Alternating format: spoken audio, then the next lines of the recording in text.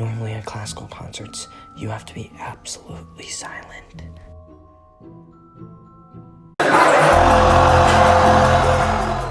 But at rock, pop, and hip-hop concerts, loud is the default. In fact, classical audiences used to be more riotous like this one. You'd think that all this noise would worsen the concert experience, but in fact, it seems to do the exact opposite. This riotous crowd seems to enjoy participating in this performance. In fact, this audience participation is fairly common throughout pop, rock, and hip-hop. So should we spread these customs of audience participation throughout classical music as well? This is performance theory, where I examine common practices in musical performance to understand why they occur. In this video, I'll be examining the customs of audience participation to see if they can be adopted throughout classical music. Silence is golden.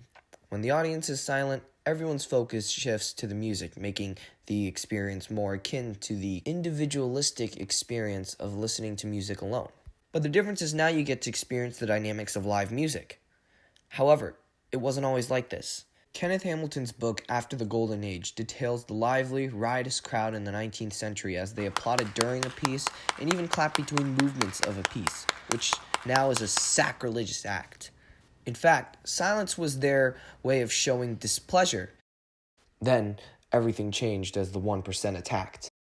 They went from sitting above the commoners to sitting closer to the musicians than the commoners. And then concerts became more and more expensive until only the rich could attend. And to separate themselves from the riotous public, the wealthy adopted silence as their default. Along with this, the technological developments in recording and amplification made it easier to perform more with less. So folk and rock became more commercially viable and were pushed towards the public. Today, those lively crowds of the 19th century live on at rock, pop, and hip-hop concerts. During modern pop's 70-ish years, a number of audience participation practices or ways for the audience to contribute to a performance have come about in roles including being the best hype man, being the best backup singer,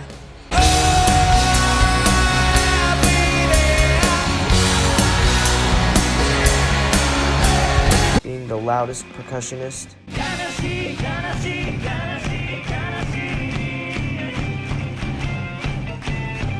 making up their own chants,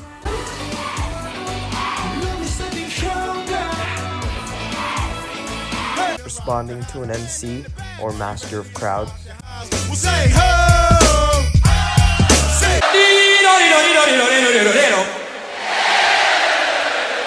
and using their phones to influence the performance.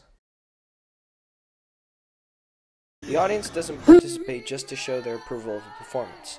Mark Mattern's book, Acting in Concert, says that music can be both a sign and a marvelous aid in the creation of a community, meaning music informs and unites. Audience participation unites the audience with the musicians and one another by having them perform together. For example, but seeing hundreds of people sing along is genuinely, undeniably touching. The audience is singing aggrandizes this song, making it bigger than it ever could be on its own. On the other hand, look at Mo Bamba, a song which can be criticized for stretching out its few words by holding them out for absurd amounts of time. The live version is exhilarating. The audience fills in the song's missing energy, making it livelier than what it is on its own. So not only is the audience performing with the musicians, sometimes it's our implied duty to sing what the singer can't. They are enhancing the performance, energizing and aggrandizing it.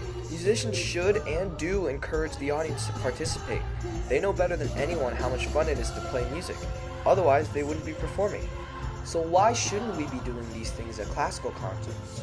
The audience should be able to openly express their approval, and the musicians should be allowed to share their performance with the audience.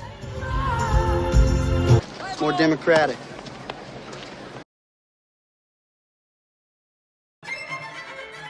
Here, Two-Step Violin are playing an encore where the two violinists play a concerto while hula-hooping, and the audience loves it.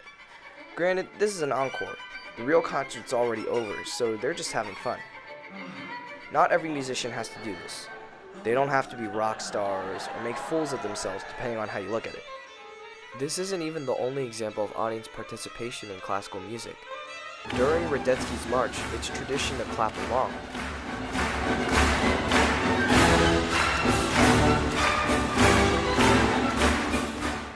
There are sing-along concerts where the audience takes the choir's place for a piece such as Ode to Joy.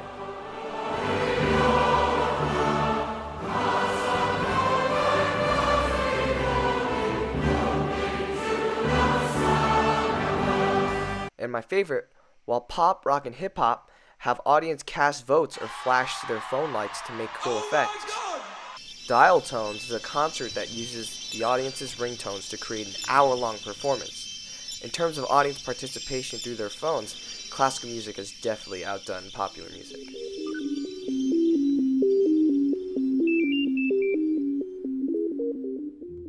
I am not trying to eliminate silence. Because of how much more dynamic classical music is compared to popular music, there will be softer moments when audience members should remain silent. This is more of a what-if scenario. What if I'm the concert etiquette pope whose word is the law? If a movement moved you, show the musicians. But opposition such as Debussy would say that music is the silence between the notes. But John Cage's composition 433 proves that there's no such thing as true silence.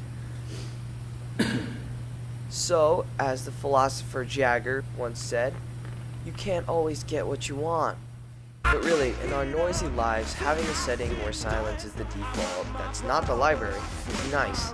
But I would gladly give that up for great moments of silence. There's also the argument that it can ruin the atmosphere. This I'm willing to compromise for.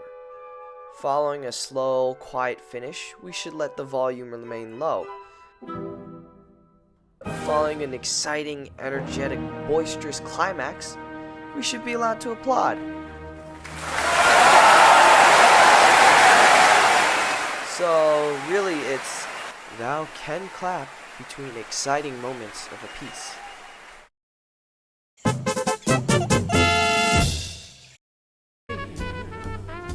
The next point is kind of weak, but I still want to present this. In jazz concerts, the audience applauds a soloist after they're finished. So why doesn't classical music do the same? Well, jazz players improvise their solos, which is a lost art in classical music. So solos in classical music are somewhat less impressive. But rock guitarists also play the same guitar solo for one song, so I think it should be fine. However, the argument of not interfering with the music is harder to oppose since most solos in any genre lead into a new theme or grander sound in which applause could disrupt the impact of the transition from one to many.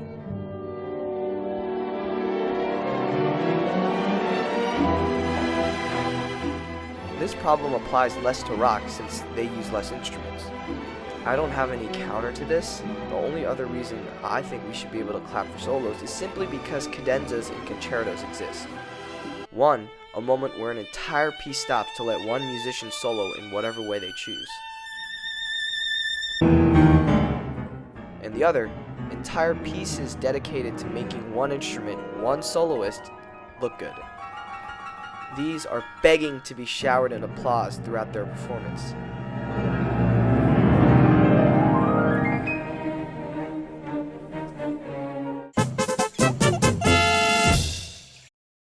Like an MC, the conductor can be responsible for directing audience participation. Obviously not for every piece. For some pieces, even professional orchestras require a conductor to keep everyone together. But a majority of the time, musicians can play on their own, so the conductor can focus on directing the audience. Yes, this does further burden the conductor, but it's more like directing another section of the orchestra.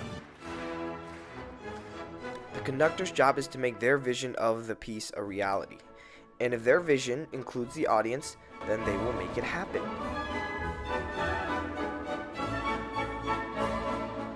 Actually, Radetzky's March gave me an idea. What if in Aaron Copland's Hoedown we did this?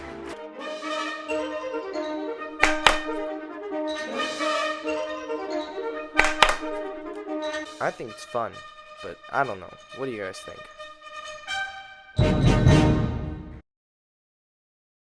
I made these amendments under several assumptions. The assumption that musicians would rather play to a loud, energetic audience than a silent, respectful one, and that the audience wants to participate rather than just sit in silence. I don't want silent concerts to disappear. I just want some loud classical concerts.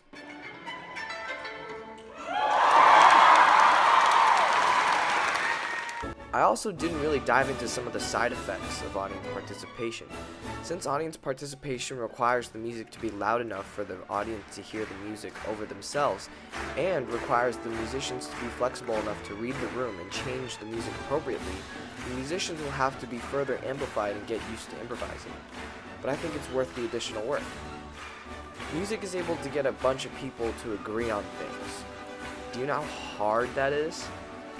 And it's just with live music. People will berate, defend, and argue endlessly over what's good and bad. I'm one of those people. But live music is different. You are here to witness something personal, something inhumanly virtuosic, something stimulating, something beautiful, but most of all, you are here to enjoy yourself.